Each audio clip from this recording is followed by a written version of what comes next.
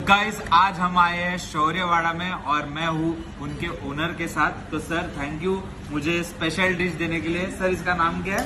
ये चिकन गावागढ़ की थाली है। चिकन गावागढ़ की थाली। और एक चीज मैं दिखाना चाहता हूँ, ये भाकरी की साइज।